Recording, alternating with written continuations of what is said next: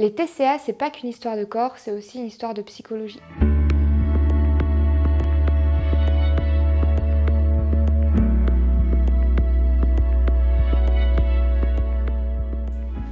Faux, archi faux. Dans notre société, beaucoup pensent que les TCA c'est juste une histoire d'apparence, alors que pas du tout. On peut être anorexique et être gros ou être surpoids. On peut être boulimique et être maigre. Les TCA, c'est pas qu'une histoire de corps, c'est aussi une histoire de psychologie.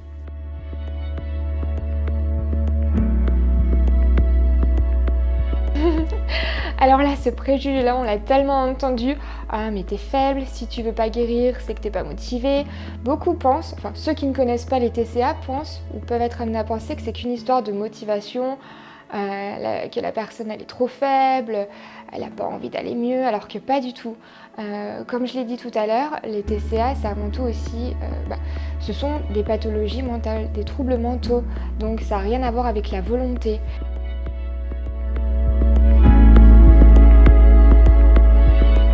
Alors ce préjugé-là, il est archi faux. Beaucoup pensent que les TCA, ça ne concerne que les femmes, alors que pas du tout.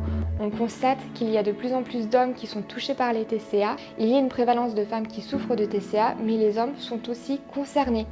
Sauf que ceux-ci vont avoir tendance à moins en parler, puisque dans notre société actuelle, l'homme doit être fort, musclé, ça ne doit pas être un pleurnichard, hein. Les émotions, on les met de côté.